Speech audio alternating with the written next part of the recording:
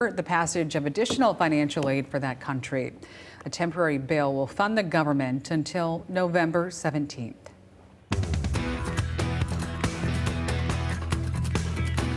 After 21 seasons and 2,788 games, Tigers star first baseman Miguel Cabrera has played his last professional game. Yeah, what a career for him. Sunday was a memorable day, of course, for the player that many see as one of the greats. Although he wasn't able to get any hits in the game against the Cleveland Guardians, fans in the stadium showing their appreciation for the 16-year veteran of the Tigers. Cabrera had this to say about his more than 20 years in the game. I say to my family and a lot of friends, like, I'm lucky because I played 21 years in the big league, so I play with love, I play hard, so I want to miss it, but, you know, that's what it is. Always it's the end, so I'm happy. I played 21 seasons in the big league, and I can't regret. I feel like I'm part of this city. I love Detroit. That's why I want to be part of this team in the future. Back in 2012, Cabrera was the first player to be awarded the prestigious Triple Crown in more than 50 years.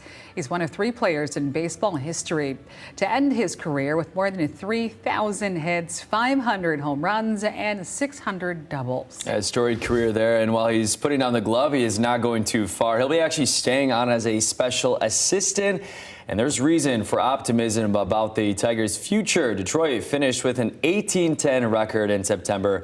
Best in any month. Lions doing well, Tigers doing well. Yeah. Red Wings, I don't know, just pick up the pace when their season kicks in. I know, but hey, how about those numbers? Reading those stats, that is a huge career. Amazing. A lot of people are going to miss him, but it's nice to see he's not going too far. Yeah. All right, 7:09 still ahead this morning. A couple is accusing Delta Airlines of racially profiling them after being accused of trafficking a child. What they say happened at the Detroit airport. And later on, we're going to speak with our national reporter, Joe St. George, about the short-term federal funding bill and next steps for lawmakers in D.C. And as you'll see from our temperature trend map, we're in the 80s for the next 3 days, but they will tank after that into the 50s as we head into the weekend. Your West Michigan forecast comes up when Fox 17 Morning News continues. And let's get to birthdays. Happy 12th birthday to you, Cameron. One more before the teen years begin. Happy 9th birthday to you, Trevor. Hope you get to play some football today. Cooper, happy 3rd birthday today, bud. Happy 2nd birthday to Lucas. He's relaxing on his big day. Happy 10th birthday to Bryson. Big double digits. Have a great day. Wade, happy 6th birthday to you. Hope you get some more ice cream. And hey, Bristol, happy 13th birthday. Selfie game on point. Hey, happy 12th birthday there to Sully. And happy 2nd birthday to Samson. Hope you have a wonderful day. Happy 7th birthday here to Charlie. Whoa, not scared at all with that frog. And happy 12th birthday again to Cameron. So there we are, starting over again. Happy birthday to everyone today. And if you have a birthday you'd like us to celebrate, just send pictures and all the important information to mornings@fox17online.com. Happy birthday. Enjoy your special day.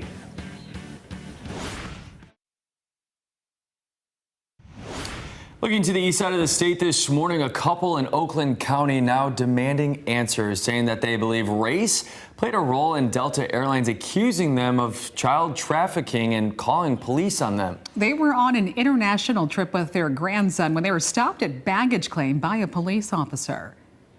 All of the protocols, if they have them, all of the steps, if they have them, none of them were followed. They literally went from 0 to child trafficking. Couple says they believe it happened because a Delta employee assumed that because that woman is black, her grandson didn't belong with them. She says that she would have been okay if Delta had asked to see some documentation before getting police involved. She hopes the airline will implement more training for employees to recognize the legitimate signs of child trafficking. Airport police said the responding officer did not observe anything to warrant suspicions of child trafficking in this case. Delta said they're taking what the couple said very seriously and that they have zero tolerance for discriminatory actions, adding that they are now looking into what may have happened.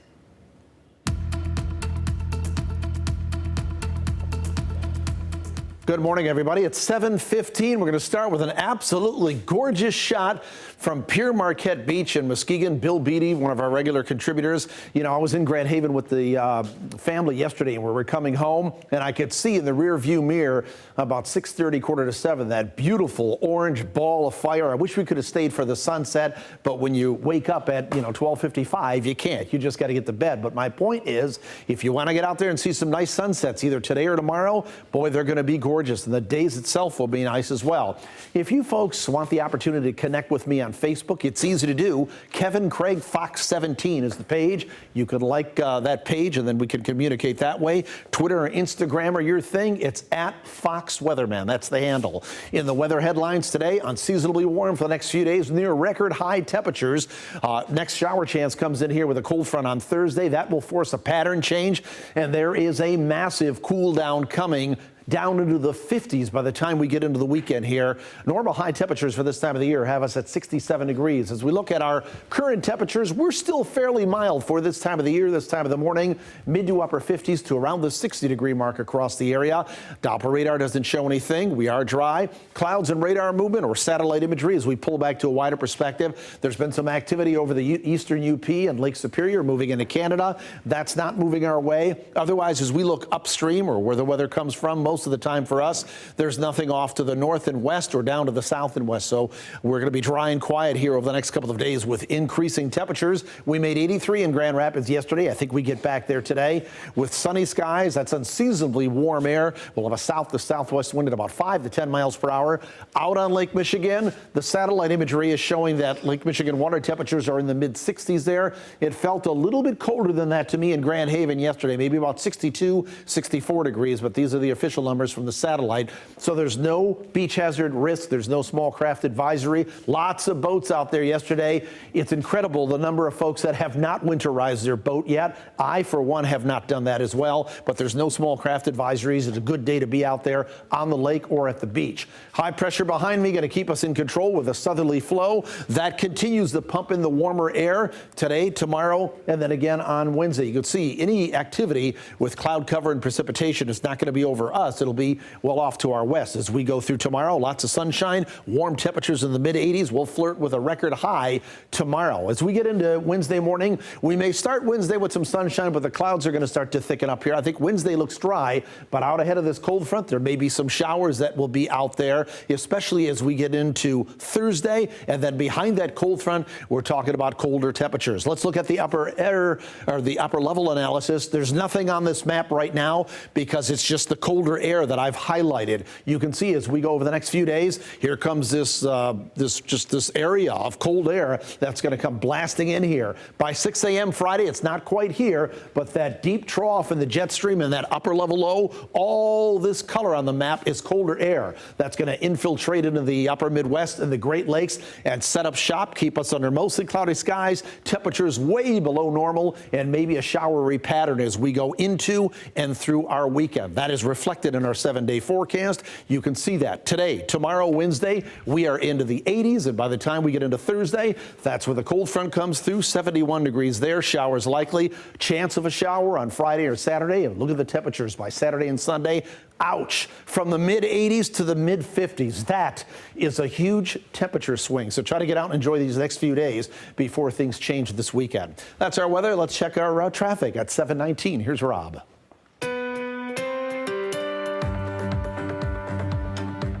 Well, we're all around West Michigan. We're on time, whether you're rolling on a major highway or just city streets, with the exception of interruptions from construction, of which we have a few lately. We have a new one, as a matter of fact, east of Ada and going over into the Forest Hills area.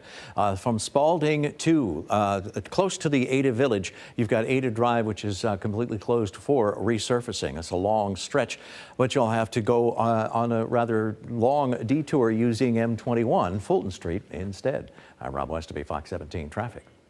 All right, thanks a lot, Rob. It is 7:20 on your Monday morning. Still ahead, Congress working over the weekend trying to avoid a federal government shutdown. We're going to speak with our national correspondent Joe St. George about what happened there to secure a deal and what's next for Speaker McCarthy.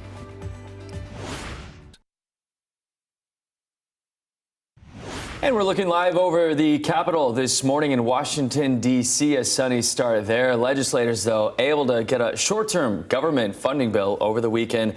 But that's only good for 45 days as questions continue to swirl about a long-term solution. And that short-term bill also caused more division within the Republican Party. Our political correspondent Joe St. George joining us live this morning from Washington, D.C. With more on the bill now and the tension in the GOP. Some drama here this morning, George. Yeah, good morning. You know, most people probably weren't following hour by hour over this weekend what was going on in our nation's capital. You got to spend time with your family. You have to watch football. But it really was a dramatic weekend, certainly for legislating and lawmaking here on Capitol Hill. On Friday night, most of us political reporters went home thinking we were heading toward shutdown territory. And by Saturday, a deal emerged when Speaker McCarthy said he would be okay with putting a bill on the floor that didn't drastically cut spending, that didn't drastically make changes to the border. All he asked for from Democrats was that they wouldn't demand Ukraine aid. Democrats looked at that and said, we want Ukraine aid, maybe at a later date, but we're not going to shut down the government over this. So that's why millions of federal workers, members of the military, are reporting to work on this Monday with the confidence that they'll be paid on time, at least for now. 45-day extension isn't that long. It is the definition of kicking the can down the road. Now we shift to the next level of drama here in Washington, and that is the battle for Speaker of the House. Because Speaker McCarthy put a bill on the floor that did not drastically cut spending, that did not drastically change border policies, it infuriated a very small section of the Republican conference, led by Florida Congressman Matt Gaetz, who said he will this week file what's known as a motion to vacate to potentially oust Kevin McCarthy, Representative McCarthy, as Speaker of the House. Remember, back in January, it took 4 days, 15 rounds of voting for him to even become Speaker of the House. So we could be heading towards that level of drama again. There's a chance, though, that Speaker McCarthy could cut a deal with Democrats over, let's say, Ukraine aid, and maybe they may help him stay in the office of the Speaker, although Democrats aren't necessarily inclined. Their first inclination isn't to help a Republican Speaker of the House. So while the drama regarding the shutdown is over, at least for 45 days, the drama over the Speaker of the House is just beginning. As soon as Congressman Gaetz files that motion to vacate, a vote must take place within 48 hours, guys. It's been a busy time for you, I know, and this is something, of course, we'll continue to keep our eyes on. We appreciate your coverage in D.C. this morning. All right, 7:26 right now is still ahead. Student loan payments are back for borrowers, what the Department of Education is saying after the 3-year pandemic pause. And we have our former President Donald Trump now heading to a New York courtroom this morning to face real estate fraud accusations. We'll have more on that civil trial after the break.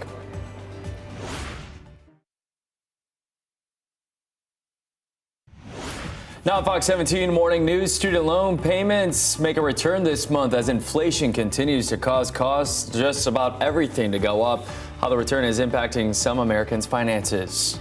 Former President Trump facing more fraud allegations in New York today. What he's saying about an upcoming court appearance. And time to lace up. Well, you have some time, but we're going to tell you when registration is open for next year's Riverbank Run. What you need to know if you want to take part. You're watching Fox 17 Morning News. All right, October 2nd, but it's definitely feeling a lot like summer over the weekend. Take a look, though. It was perfect for the flag-raising event for Pulaski Days here in Grand Rapids. Celebrations getting into full swing Friday. Plenty of events celebrating Polish culture to check out until throughout the week, really. Pulaski Days has been going on since the early 70s. Polish community, though, here in GR goes back more than 150 years. They've got the full schedule up on their website. This year's event running through October 8th. And I may not be a lick of Polish, but I do love Pulaski Days so much. The food is so good, the music, all of it. So it's a good time. It's been a good time and great weather too. For the opening weekend of it too. Yeah, I am 100% Polish. Yeah. I hope we can get down there and get some of that Polish food. That was great at the Polish festival, and I long to get down there and get more of that. So, well, if you go, bring some back to me and Janice. How about that? Either that or make some. I made some gołąbki a couple of weeks ago and gave some to our producer there. And she said, "Well, it's stuffed cabbage, basically. You take okay. cabbage and then you cook that, and you fill that with ground beef. Sometimes veal and pork are in there. You mix in some rice, and then it's in a tomato sauce. So, that sounds good. Polish pronunciation, What is it? Gołąbki or stuffed cabbage. All right. Some people call it pigs in a blanket, but that's different because the pigs in a blanket that they serve in Holland for the tulip time is a completely different thing. So don't get no it cabbage confused. in that. No. So anyways, let's take a look at what's going on, guys. We'll get to the graphics, and we'll start with a live shot from South Haven. The beach may be a great place to be today. I was out in Grand Haven yesterday with the family, and the water temperatures are a little bit cool, but it certainly was nice. As we look at our temperatures right now, we're at 56 in Grand Rapids, 59 in Holland, 60 in Muskegon, and where that live shot just was there in South Haven, it is 60 degrees. We don't have anything on live Doppler radar until we pull out to a wider perspective. There's a few showers and some thunderstorms over the UP. Those are moving away from our area, and as we look at your Monday bus stop planner, we're in the mid-70s by noon here. By the time we get to later this afternoon, we're in the lower 80s. Probably won't make the record here in GR. For this date, it was 87 degrees. Tomorrow's record is 85. We're forecasting 84, so we're probably going to come really close, maybe even tie that one. But my point is, today, tomorrow, and Wednesday, we're in the 80s, but there's a huge pattern change coming for the weekend, which will knock our temperatures down about 30 degrees. We'll talk forecast details coming up in just a few minutes. Right now, it's 7:33 exactly. Rob, as a look at traffic. Around West Michigan, we're looking just like this on the freeways. This is at 94 east of Oakland Drive. These close lanes to the camera headed toward Westnedge Avenue and points east toward Springfield and Sprinkle, and most of the construction finished on that stretch of highway. So we take a look at something that is not quite finished, but not affecting traffic at the moment. Those lane closures on 96 in between Whitneyville Avenue and the Ionia County line. Complete new schedule for you this week. I'll get into that in a second, but you can see right now no slowdowns at all. In general, we're looking pretty good for keeping an eye on staying on time around West Michigan. So we take a look at that stretch of 96 and the schedule that is now in effect for this week, and it's going to change every week. The westbound side is going to have lane closure from the county line over to the exit at the Lowell exit, and this will only be in place until 10 p.m. tomorrow night. Then it will shift and go from M50 over to about mile 49. On the eastbound side, you're not going to see lane closure until probably tomorrow, and that is from 36th Street to the beginning of that construction zone to Whitneyville Avenue from 6 a.m. until 3 p.m. tomorrow. After that, gets a little more strange. I'm Rob Westerby, Fox 17 Traffic. Rob, thank you. New overnight, a man is in the hospital now after a stabbing on the south side of Grand Rapids. Police telling us it happened shortly before 3 this morning, right near South Division and Fair Street. They say nobody died in this incident, but there were some serious injuries. Authorities adding nobody's in custody at this moment, but we'll make sure to keep you updated. That scene, though, overnight is the same area as a major investigation Friday where one person was killed, another left in critical condition following a shooting.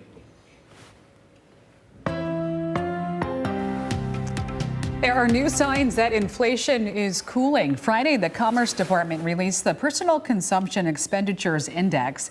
It showed that inflation rose 3.9% for the year ending in August.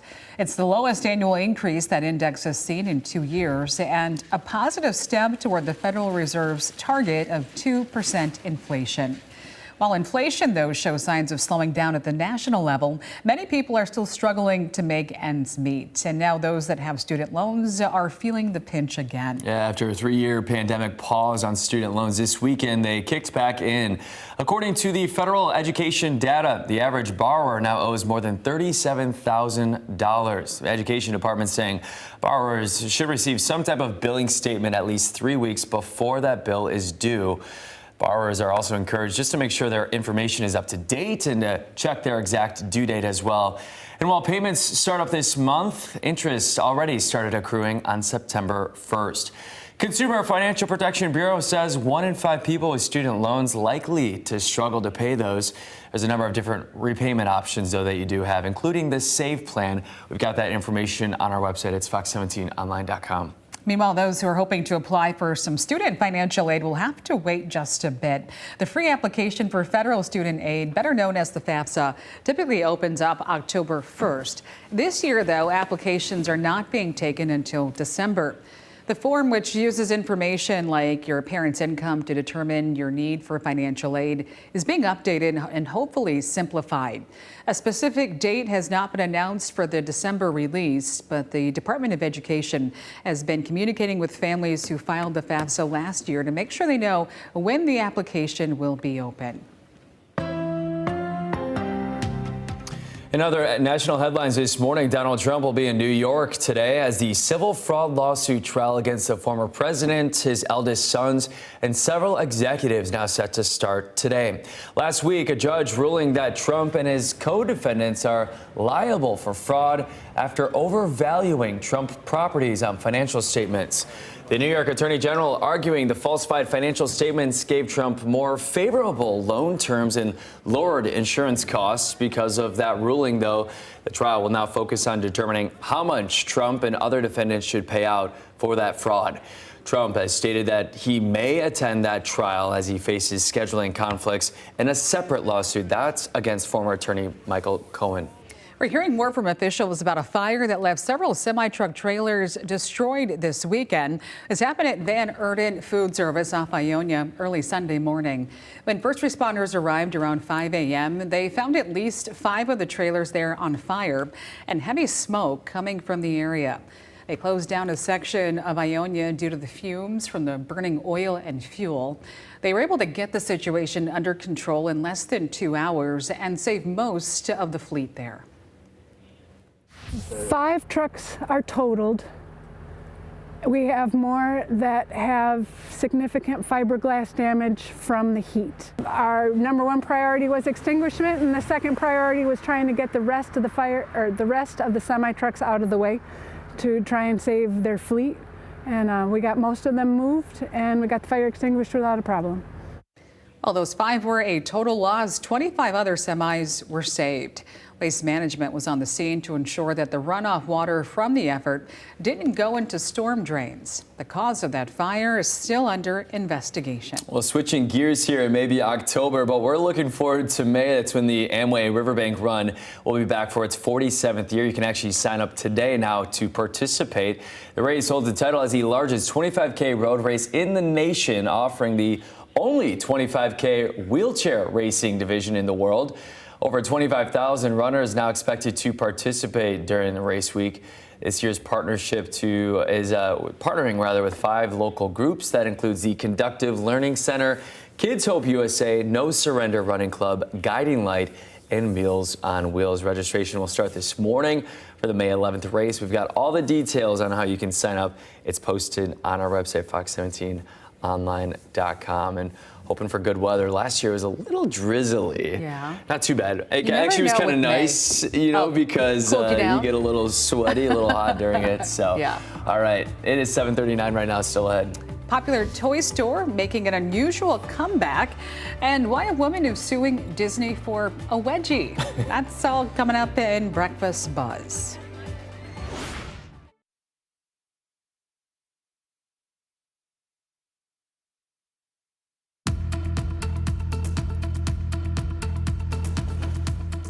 All right. Good morning. Thanks for joining us. I hear Elliot approaching. Come on. We want to talk about You're weather. the next contestant. Let's just try to make some breakfast. Sorry, guys. Okay, here we go. We got everybody all together. I'm out of breath. All right, we're talking weather, Kevin. It's a good day to maybe go run outside. Well, it's a better day to go to the beach and just relax, Yeah. which I maybe like that you can do idea. for a little bit later on today. Hey, good morning, everybody. You can see the temperatures behind me. We're already starting off on a reasonably mild note. Let's move to the weather graphics, and as we do, you will find the Chicago skyline looking pretty good with some blue sky and sunshine there. As we look at the Muskegon Channel, we're looking east down the channel. Hey, we're expecting a fair amount of sunshine today and temperatures that are going to be near record levels. As we look at live Doppler radar, we're dry. Pull out to a wider perspective, some showers and some thunderstorms up over the UP, moving to the east, so those will avoid our area. As we look at our current temperatures, we're in the mid to upper 50s. That's still above normal for this time of the year. 52 in Hastings, 55 in Middleville. Hudsonville is 57 degrees. Clarksville is 58. We have 55 in Cedar Springs and all the way up in Mecosta County,